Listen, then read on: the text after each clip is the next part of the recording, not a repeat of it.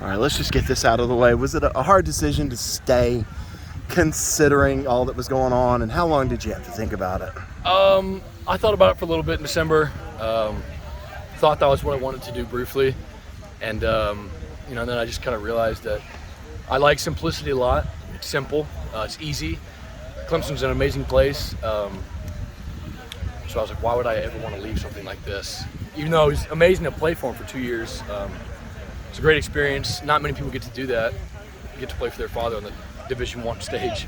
But I had a great 2 years with him, and it was just, this is my place to stay. So how different is it having a different coordinator in charge now? So I never thought that I would ever, after I'd already committed to Clemson, I'd never thought I'd play for anybody else. I was like, all right, I guess I'm playing for my dad. Yeah. And this ended up turning out like it did. And it's been awesome, actually, just to watch Coach West take command, get to really understand his brain and his thinking. And he's actually a really smart dude. So it's been cool. How did you tell your dad, and what did you tell your dad? How did he take it? I'm sorry, I can't hear you. All right, Tebow, how did you tell your dad? How did he take it? He was definitely not pressuring me in any way. He was just listening to what I had to say and what he thought, or what I thought. And I kind of explained it to him. I like simplicity. He agreed.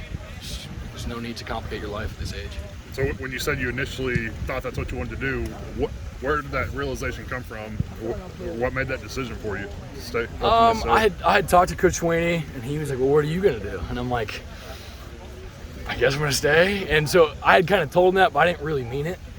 And then I kind of paused for a while. It took a couple days, and just like all these people here, the staff, and the whole program itself is just built on being for the players. And it's no desire for me to leave this at all. With your dad and family all out there, do you feel like you're getting a true college experience? Yeah, in a little bit. Yeah, we FaceTime a lot as a family. He was actually just FaceTiming me last night. And with both of our schedules the way it is, it's pretty hard to do that and have the energy to do so, especially with his role now. But he always tries to find a way to make time. It's been good. Yeah, and it's kind of crazy to say this, but last year is considered, maybe somewhat of a down year for Clemson, given how high Right. Sweeney has gotten the program. And when you look at the defense, it's obviously one of the strengths of this team this year. What's different? What's better? What's changed on that side of the ball, aside from just not having your dad there anymore? I would say that we have a lot of younger guys from last year who've really stepped up into a leadership role. We did lose a lot of experience with Jamie, Nolan, and Balin, Andrew Booth, of course, Mario. A lot of playing experience with them. But a lot of these young guys that we've had this whole spring, especially this whole camp that we've had, just really stepped into a role, really taking it on them to have player-led meetings, to really get the knowledge down in their brain and take command. And who do you think has stepped up the most, the young guys? I wouldn't even single out one guy in the entire defensive line. I'd say all of them. Every single, name one, yes, they've been a leader. They've all done a great job of taking us as a whole defense and bringing us together. We've had some backers step in, be pretty vocal, even though they weren't before, but they've really taken on that role and done so. Jalen Phillips, our veteran safety, he's done a great job taking guys like me, RJ, Makuba under his wing, kind of leading us on. So it's been good to see. And for you, how do you see your on-the-field role this year? How do you think Wes and Mickey are going to use you? So we had a lot of exotic packages last year, I'd say, that I played in. And Coach West definitely is not going to shy away from anything exotic. I think he's exotic in his own ways that are different. Not the same packages, but definitely different looks to give offenses, to make them be like, I don't know what we're going to do.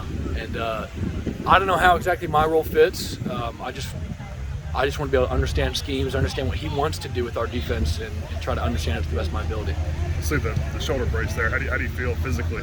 Yeah, so I had 2 pec surgeries back in April, I think, something around there. But just really strengthened it up. I feel really good. With the same pec twice, or?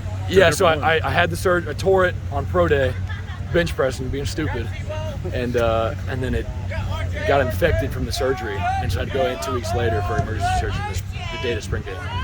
So, but yeah, I was really scared tackling people at first, but I've had my fair share of collisions already, so I'm good. Is the harness just a precautionary thing? Yeah, just so it doesn't go too far. Have you been T-boned since you were a little kid? Or when did that I don't start? know where I got that from. My dad called me that just since my first memory. I was T-boned, and so Coach Sweeney calls me that, Coach Kahn calls me that, Coach West calls me that. So There's no backstory like that. I don't think so. I don't know. I really don't. I don't think there's anything. Your years of playing quarterback at Daniel, how has that served you as a DB now? I think it gave me somewhat of an idea how offenses are structured and how quarterbacks go through progression reads, what they're looking for pre-snap, post-snap.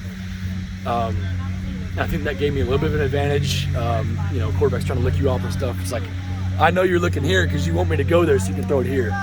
And kind of just uncovering a story of what they're trying not to tell you is what it gave me. So it may help you get into the opposing quarterback's brain Exactly. a little bit, right? Yes, sir. Last year, DJ's accuracy was a little. He struggled, obviously. Have you noticed an uptick in his accuracy this fall? I've seen just a lot of confidence from him. I've seen that. And I've seen a guy. He's my roommate, and ever since he got here, he's just been this poised, controlled, quiet, calm kid. And everything that happened last year, he's the exact same person on and off the field. Treated people the exact same way. Never had to, come home and start breaking stuff. He was always this unbelievably calm dude who was just poised, thankful, grateful, and just a great dude. So, to answer your accuracy question, yeah, he's just done a tremendous job. So is there a different level of intensity from your dad to Wes out there in the practice field? I would say some ways, but not necessarily. He still demands excellence from you. He does a great job of it, of getting fight from his players because we love him and we love fighting for him and understanding his scheme, and he does a great job of explaining stuff to us. So what went into the number change and why 24 specifically? I wore 24 in high school, and I was waiting until Nolan left. Gotcha. He stayed for next year, so had to be 12 for 2 years instead of 1. Gotcha. Maybe one thing that I'll say make Cool. Thanks, Tyler. Thank you. Appreciate it, man. Appreciate you, man.